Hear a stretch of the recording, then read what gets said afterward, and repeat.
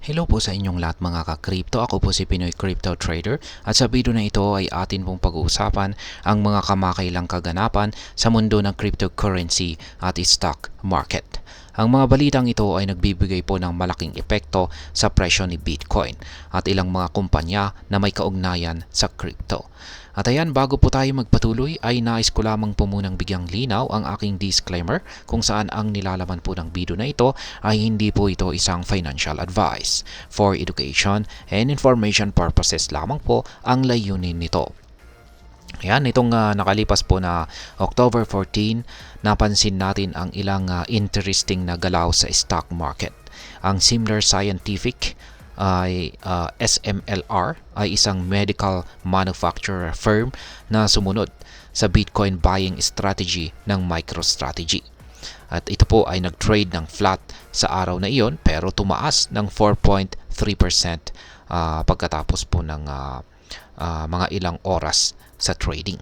Samantala, ang digital payments firm na Block Incorporated ay tumaas din ng 2.8% ayon po sa Yahoo Finance data or datos ng Yahoo Finance. Ang MicroStrategy ay isang business intelligence firm na may hawak po na 252,220 na Bitcoin at ito po ay nagkakahalaga ng $16 billion. At isa ito sa mga kakaunting kumpanya na bumaba ang presyo sa araw na iyon. Bagsak po ito ng 5.1% po pala, 5.1% sa presyong $201.67. Pero nagkaroon po ng slight recovery na 1.65% sa presyong $205 pagkatapos po ng trading hours. Ang Bitcoin miner na Core Scientific or Corze ay bumaba rin po ng 1.9% sa presyong $12.97. Pero nagkaroon naman po ito ng kaunting pag-angat sa presyong $13.05 pagkatapos po ng bell. Yan ang mga pagtaas at after hours gains na ito ay kasabay po ng 5.7% na pag-angat ng presyo ni Bitcoin sa nakaraang 24 oras.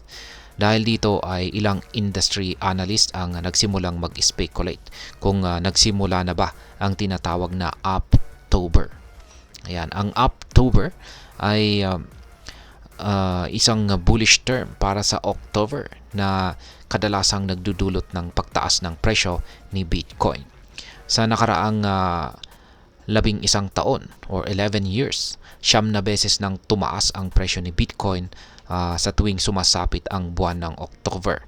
Ayon po yan sa datos ng CoinGlass. Ayan, ayon po sa On-Chain College, isa po siyang Bitcoin analyst. Sa kanyang October 14 na X-post or tweet ay nalampasan na ni Bitcoin ang kanyang 200-day moving average at short-term holder cost basis na $62,600. Ang mga ito ay mahalagang support levels na nagpapahiwatig po ng posibleng bull market. Dagdag pa ni Ginoong Dan Tapero, founder po siya ng crypto investment firm na 10T Holdings. Sabi niya ay si Bitcoin ay on the verge or nalalapit na raw na makaranas ito ng breakthrough patungo sa presyong $70,000. Ayan, si Ginoong CZK, ayan, CZK, CK Zeng, ayan, si Ginoong CK Zeng. Siya po ang Chief Investment Officer ng crypto hedge fund na ZX Squared Capital. Siya po ay naniniwala na ang 2024 halving event at ang nalalapit na US election ay makakatulong para maitulak si Bitcoin sa itaas ng all-time high price nito na $73,738 sa fourth quarter o pagkatapos nito. Sa kasalukuyan, si Bitcoin ay nagtitrade po sa presyong $66,270 na 10.4% pa rin ang layo mula sa all-time high nito na naitala nitong nakalipas po na March 14 ayon sa CoinGecko data. Ngayon ay ano naman yung masasabi ko po rito. At yan, sa tingin ko ay ang mga kaganapang ito ay nagpapakita po ng patuloy na volatility at potensyal ng cryptocurrency market. Ang October ay maaring magbigay po ng positibong momentum para kay Bitcoin, lalo na kung magpapatuloy ang bullish trends na ito. Gayunpaman ay mahalaga pa rin ang pagiging maingat at informed sa pag-invest sa cryptocurrencies dahil sa kanilang likas na volatility. Ang mga factors tulad po ng halving event at US elections ay maaaring magdulot po ng significant impact sa market, kaya't magandang bantayan ang mga ito. At ayan, hanggang dito na lamang po tayo sa video na ito mga ka-crypto. Sana po ay inyong nagustuhan ang aking paliwanag sa video na ito. Kung inyo po itong nagustuhan, pag-click lamang po ang like button nito.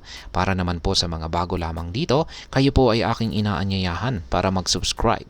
Pag-click na rin po ang bell icon nito dahil ito po ang siya magsisilbing notification nito sa mga bago kong videos na akin pong ina-upload sa aking YouTube channel na ito. Marami pong salamat sa panonood. Ingat po tayo lagi at God bless po sa ating lahat.